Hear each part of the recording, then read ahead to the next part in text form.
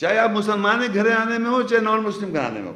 ہماری جو ہماری تربیت ہوتی ہے وہ زیادہ تر قرآن کی آیتوں کے علاوہ ہو رہی ہوتی ہے. میں جنرلی بات کر رہا ہوں. تو اس سے کیا ہوتا ہے کہ بچہ پہلے، اور بچہ یا ہم سب، شیطان سے ہمارا تعلق پہلے ہوتا ہے، کیونکہ آپ قرآن جانتے نہیں ہیں، آیت کی وضاحت نہیں ہوتی ہے، اس کی انڈرسٹینڈ نہیں ہوتی ہے، اس کی اسپرٹ نہیں ہوتی، اس کی روح نہیں ہوتی. تو ہم پہلے جو کانٹیکٹ میں آئے شیطان سے آئے، اور شیطان نے ہمیں گمراہ کر دیا.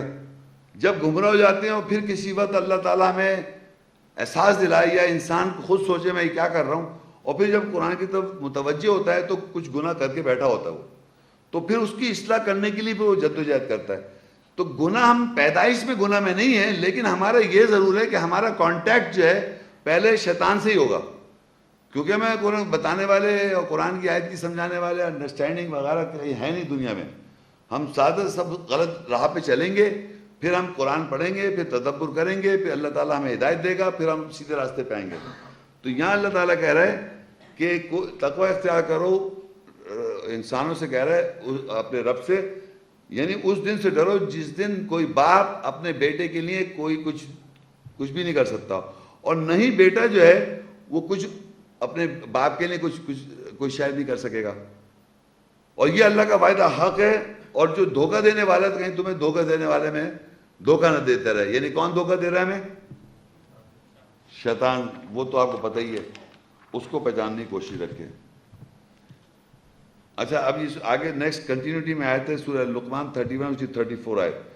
ان اللہ عنده علم الساعة وينزل الغیث ويعلم ما في الارحام وما تدری نفس ماذا تکسب غدا وما تدری نفس بأي ارض تموت ان اللہ علیم خبیر. بے شک اللہ کے نزدیک گھڑی کا علم ہے، اور وہ بارش نازل برساتا ہے، اور وہ علم رکھتا ہے جو رحموں میں ہے، اور کوئی نفس ادراک نہیں رکھتا کہ وہ کل کیا کمائے گا، اور کوئی نفس ادراک نہیں رکھتا کہ کس زمین پر اسے موت آئے گی. بے شک اللہ جاننے والا، خبر رکھنے والا ہے. اچھا ابھی یہ جو آیت میں نے آپ کو بتانا اس لیے تھا کہ ہمارے معاشرے میں اس آیت کے وجہ سے آپ لوگوں کو منع کر دیا ہے کہ الٹرا ساؤنڈ نہ کرائیں. اس میں کوئی ایسی بات نظر آ رہی ہے آپ کو الٹرا ساؤنڈ کی؟ اب میں آپ کو بتاتا ہوں، یہ جو ہے نا دیکھیں، میں نے اس لیے آپ کو اس لیکچر میں یہ بات رکھی تھی کیونکہ مروج جو ترجمہ چلا آ رہا ہے اس کی وجہ سے بتا رہا ہوں، پرابلم آ جاتی ہے. عربی میں اللہ کہتا ہے کہ بے شک اللہ تعالیٰ ساتھ جب وقت آئے گا، گھڑی جو اس وقت کا وقت وہ جانتا ہے، اور اللہ تعالیٰ بارش نازل کرتا ہے. اصل پرابلم یہ ہے وَيَعْلَمُ مَا فِي الْأَرْحَامِ، اور وہ جانتا ہے جو رحموں میں. یہ عربی میں لکھا ہے وَيَعْلَمُ مَا فِي الْأَرْحَامِ، اور تو یہ بنی ہوئی ہے فل سٹاپ. دیکھیں ایسے ہی لکھا ہوا ہے نا، وہ جانتا ہے جو رحموں میں. بات یہ ختم ہو رہی ہے، ایک مکمل بات ہے وہ. اب جو ہمارے مفسرین ترجمہ کرنے والے انہوں نے لکھا وہ جانتا ہے رحموں میں لڑکا ہے یا لڑکی، یہ لکھ دیا. اب آدمی جب قرآن پڑھ رہا ہوتا ہے تو ترجمہ پڑھ رہا ہے، عربی دیکھ نہیں رہا. صحیح ہے نا؟ سمجھ رہے میری بات کو؟ اب وہ سمجھ رہا ہے کہ لڑکا لڑکی اللہ جانتا ہے. یہ انہوں نے قرآن عربی میں نہیں لکھا ہوا یہاں، مگر وہ سمجھ رہے ہیں اللہ نے لکھ دیا کہ اللہ جانتا ہے جو کچھ آرام رحموں میں لڑکا یا لڑکی. اور آگے لکھا وما تدری نفس ماذا تکسب، اور کوئی آگے لکھ دیا اور کوئی نفس نہیں جانتا. لیکن اگر آپ غور کریں یا قرآن میں کس طرح واضح لکھا ہوا ہے وَيَعْلَمُ مَا فِي الْأَرْحَامِ، وہ جانتا ہے جو رحموں میں، فل سٹاپ. آگے لکھتا ہے وَمَا تَدْرِي نَفْسٌ مَاذَا تَكْسِبُ غَدًا، اور کوئی نفس یہ نہیں جانتا کہ وہ جو رحموں میں وہ کل کیا کمائے گا. کوئی جان سکتا ہے یہ کہ what he will earn tomorrow?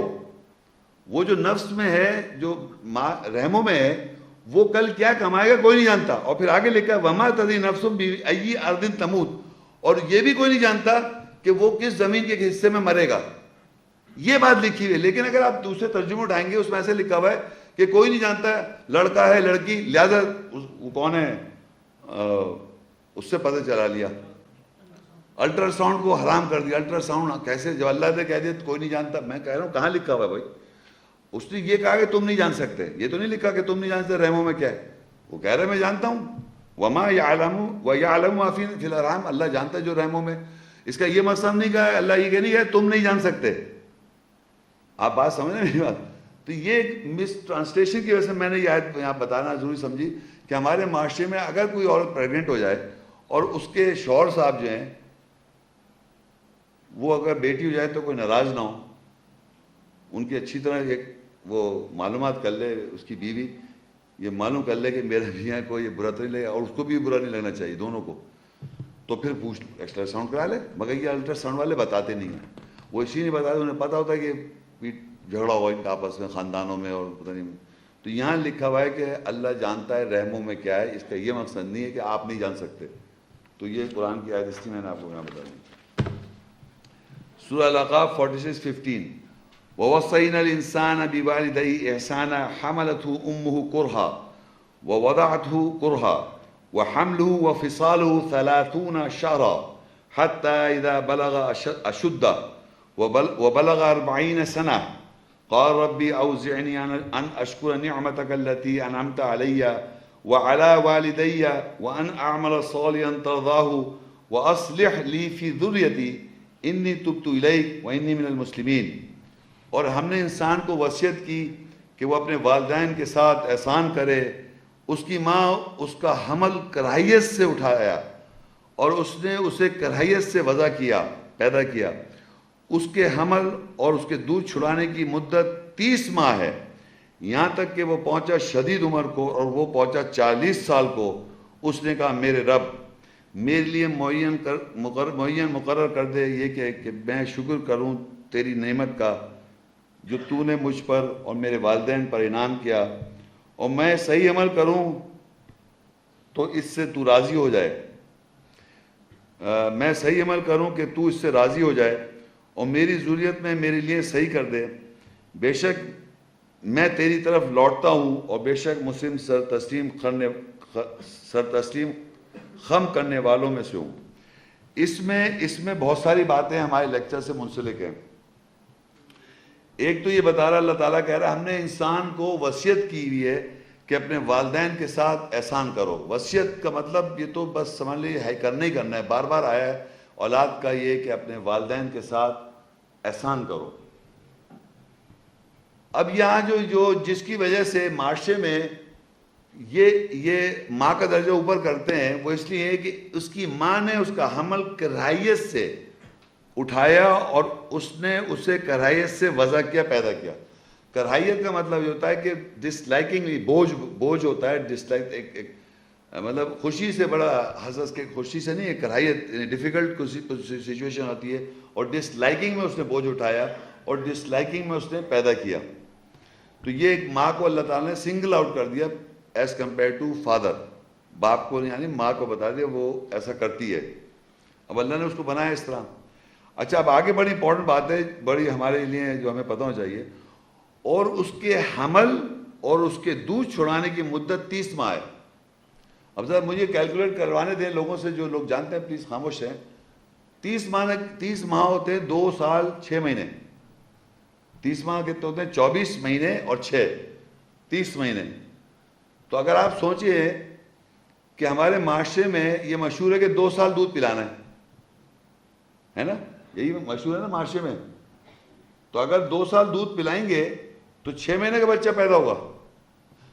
تو قرآن میں دیکھیں یا عربی میں دیکھیں، دوبارہ عربی میں یہاں دیکھیں رائٹ پہ وَحَمْلُهُ وَفِصَالُهُ 2 چیزیں لکھی ہوئی ہیں. حَمْلُهُ وَفِصَالُهُ، حمل کہتے ہیں جب اس نے حمل اٹھایا ہوا ہے عورت نے، اور فصالُهُ جب اس سے سپریٹ کیا یعنی کہ جب وہ پیدا ہو گیا اس کے بعد دودھ چھڑانے کا. ان دونوں کے ٹائم ملائے اس نے کتنے؟ 30 مہینے. تو میں 1 منٹ کے لیے آگے دیکھیں نیکسٹ آیت میں دیکھیں لکھا ہوا ہے سورہ البقرہ 2 اس کی 233 آیت ہے. اس کو میں پڑھ رہا ہوں، سورہ غور سنیں. والوالدات یرضعن اولادہن حولین کاملین، اور مائیں اپنی اولاد کو غذا دیں 2 ماحول کو مکمل کریں. 2 ماحول کو مکمل کریں. حولین کاملین. ایک ماحول کون سا ہے؟ پلیز جو جانتے ہیں جو نہیں جانتے، عورتیں ایک ماحول عورتیں جانتی ہیں کون سا ہے؟ جب حمل ہوتا ہے، حملہ جب حمل سے ہوتی ہے وہ ایک ماحول ہے اور بچے کا. دوسرا ماحول ہے وہ فصالہ، دودھ پلانے کا. ان دونوں کو جب ملائیں گے تو وہ بنیں گے 30 مہینے. 30 مہینے لکھا ہوا ہے عربی میں. تو اب اگر آپ دیکھیں کہ ایک بچہ کا ایک ماحول ماں کے پیٹ میں یا اٹھاتی ہے وہ 9 مہینے, فرض کیجیے سپوز, تو 9 مہینے میں سے 30 مہینے میں سے 9 مہینے مائنس کریں تو کتنے بچیں گے؟ 21 مہینے دودھ پلائے گی, 2 سال نہیں, کیونکہ ٹوٹل 30 بتا دیا اس نے. حملہ و فصالہ, اس کا حمل اور اس کا سپریشن 30 مہینے. تو 30 مہینے کے دو ماحول پورے کرے گی. تو اگر وہ 10 مہینے کا ہے تو کتنے مہینے ہو جائیں گے؟ 20 مہینے. اور اگر وہ 6 مہینے کا ہو تو کتنے ہوں گے؟ تو 6 مہینے کا پیدا کرنے بچہ تو 2 سال دودھ پلانا پڑے گا آپ کو. اپنی مرضی سے تھوڑی پیدا کر سکتا ہے آدمی. اگر 6 مہینے کا بچہ ہے تو 24 مہینے, اگر 7 مہینے کا ہے تو 23 مہینے, اب بڑھتے جا رہے ہیں. 7-8 مہینے کا ہے تو 22, اور اگر 9 مہینے کا ہے تو 21, اور اگر 10 مہینے کا ہے تو 20.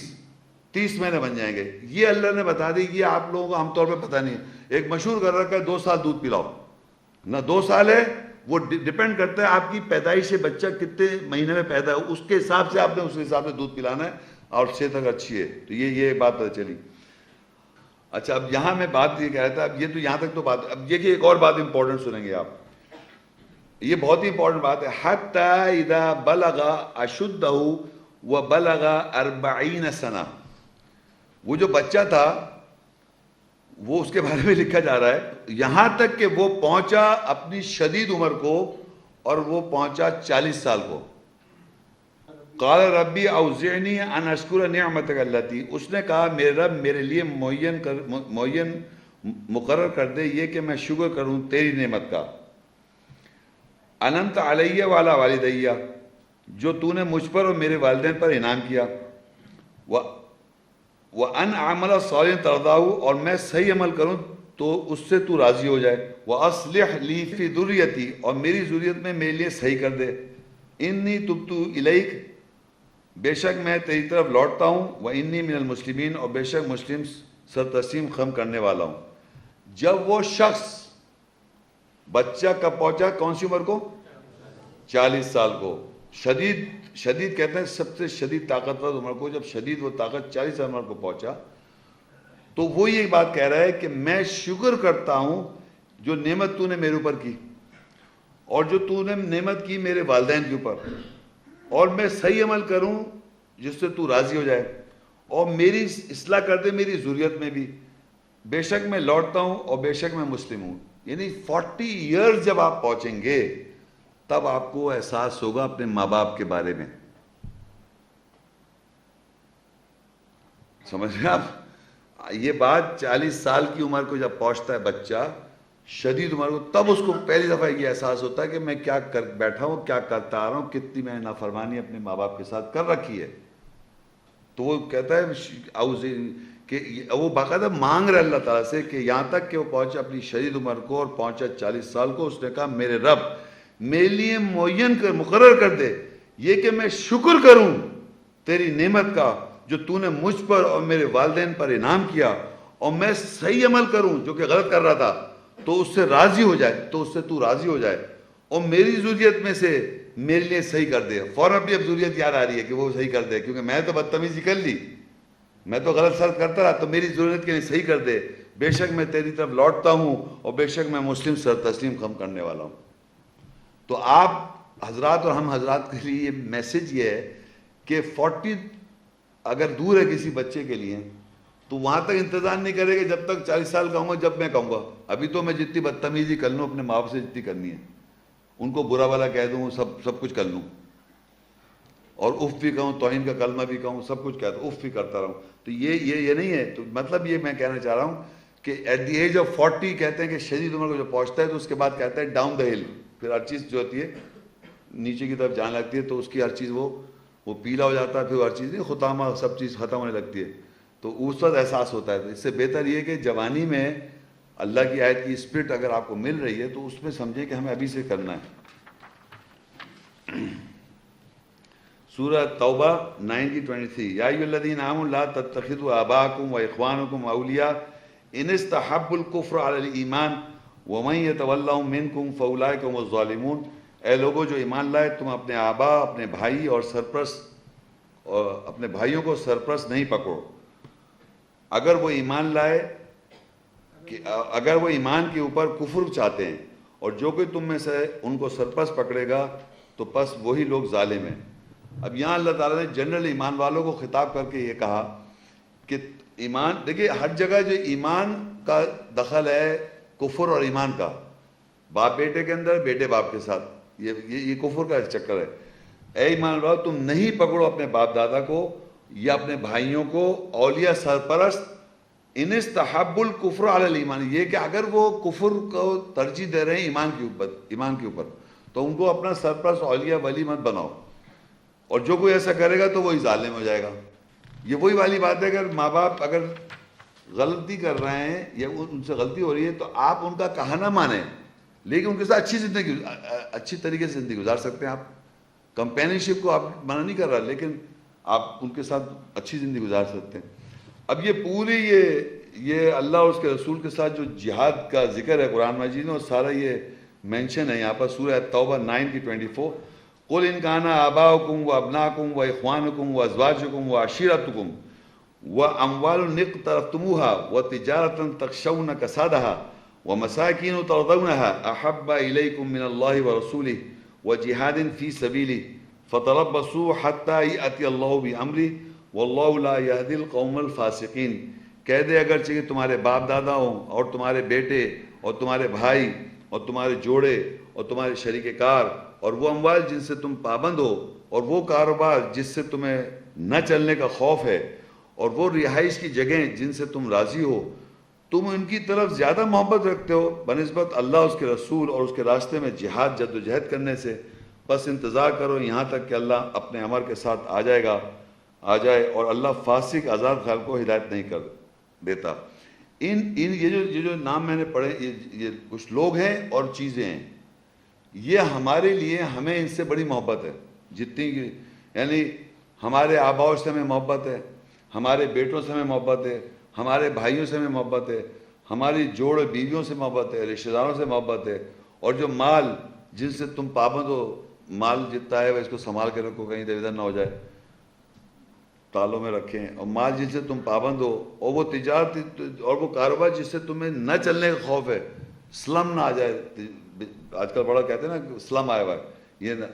اور وہ مساکین جس سے تم ٹھہرنے کی جگہ جس سے تم راضی ہو، احب الیکم من اللہ و رسول، تم ان سے زیادہ محبت کرتے ہو ان سب اللہ، اس کے رسول اور اس کے جہاد راستے میں جد و جہد کرنے کے لیے، تو اللہ کہتا ہے ٹھہرو پھر اللہ کا امر آ جائے گا. تو یہ جتنے میں نے نام بتائے ہیں ان سے آپ محبت کر سکتے ہیں، مگر اللہ، اس کے رسول اور اس کے احکامات اور جہاد جد و جہد کرنے، وہ سب اس سے نیچے ہونے چاہیے. اللہ، رسول اور جد و جہد جو آپ کریں گے اس کے نیچے ہیں یہ آبا و اجداد اور بھائی اور یہ بیٹا اور یہ ازواج اور رشتہ دار اور یہ مال. یہ یاد رکھیں آپ. کوئی بھی سچویشن آ جائے، کوئی بھی سچویشن، آپ کو یہ یاد رکھنا چاہیے کہ مجھے ان سارے سچویشن میں یہ لوگ جو ہیں یہ میرے نیچے ہیں. اللہ پہلے ہے، اس کا رسول پہلے ہے، اور جد و جہد اس کی راہ میں ضروری ہے. ہمارے یہاں یہ نہ ہو جاتا ہے کہ ہم ان کو اوپر لے آتے ہیں، بلکہ جد و جہد اور یہ سب پیچھے ہٹ جاتا ہے. اللہ ہٹ جاتا ہے زبان، فوراً ہٹ جاتا ہے، قرآن ہٹ جاتے ہیں، آیتیں ہٹ جاتی ہیں، ہر چیز ہٹ جاتا ہے، اور وہ شیطان اکسا دیتا ہے، مردانی وجات لے آتا ہے اور فل اپنی ایگو کے اندر آن کے پتہ نہیں کیا کیا بول جاتا ہے. تو اس لیے اللہ نے یہ بتا دیا کہ یہ وہ ہیں جن سے ہم کو اپنے آپ کو کنٹرول میں رکھنا ہے. مگر میں بتانا چاہ رہا ہوں اس سب کرنے کے باوجود قرآن مجید میں ہمارے پاس مثالیں ہیں. مثالیں یہ ہیں کہ ماں باپ یہ مت سمجھیں کہ اگر وہ اللہ نے ان کو ہدایت دے دی، 100% ماں باپ فرض کریں ہدایت پر رہیں، یہ ضروری نہیں ہے کہ ان کا بیٹا صحیح ہدایت پہ آ جائے. یہ بڑا امپورٹنٹ بات ہے. اسی طرح اولادیں ہیں، وہ صحیح ہدایت پر ہیں تو ضروری ان کے والدین ہدایت پہ آ جائیں. یہ آپ کے کنٹرول میں نہیں ہے، یہ اللہ اس کا رسول جانتا ہے. اس لیے میں یہاں کچھ آیتیں پڑھ رہا ہوں جس میں آپ یہ دیکھیے سورہ ہود 11:45-46 کہ نوح علیہ السلام اپنے بیٹے کے لیے سفارش کہہ لیں، بخشش چاہتے ہیں. وہ یہ وَنَادَى نُوحُ رَبَّ فَقَالَ رَبِّ إِنَّ ابْنِي مِنْ أَهْلِي وَإِنَّ وَعْدَكَ الْحَقُّ وَأَنْتَ أَحْكَمُ الْحَاكِمِينَ. اور نوح نے اپنے رب کو پکارا، پس کہا اے میرے رب، بے شک میرا بیٹا میرے اہل سے ہے، اور بے شک تیرا وعدہ سچا ہے، اور تو حکم کرنے والوں میں بہترین حکم کرنے والا ہے. قال یا نوح انه ليس من اهلك انه عمل غیر صالح فلا تسألنی ما ليس لك به علم انی اعوذک ان تکون من الجاہلین. اس نے کہا اے نوح، بے شک ہرگز تیرا بیٹا تیرا اہل نہیں ہے، تیرے اہل میں سے نہیں ہے، بے شک اس کا عمل صحیح کرنے والوں کے علاوہ ہے، پس تو مجھ سے سوال نہ کر جس کا تجھے ہرگز اس کے ساتھ علم نہیں ہے. بے شک میں تجھے واز دیتا ہوں کہ تو جاہلوں میں سو جائے گا. کوئی یہاں ماں، کوئی باپ یہ سوچ سکتا ہے کہ اگر اس کو اللہ ہدایت دے دے کہ اس کا بیٹا اس کے ساتھ نہ ہو. مجھے بتائیے کوئی ایسا شخص یہاں پر ہال کے اندر، کیا نوح علیہ السلام نہیں چاہتے تھے کہ ان کا بیٹا ان کے ساتھ ہو؟ کیا وہ نہیں چاہتے تھے؟ مگر یہاں انہوں نے یہ سمجھا، یہ محبت ان کی بیچ میں محبت ہے جو یہ سمجھ رہی کہ وہ میرے اہل میں سے ہے، میں رسول ہوں، اللہ کا پیغمبر ہوں، 1000 کم 50 سال ان کا میسج یہاں رہا قرآن مجید میں، اور وہ اپنے بیٹے کو گائیڈنس نہیں دے سکے.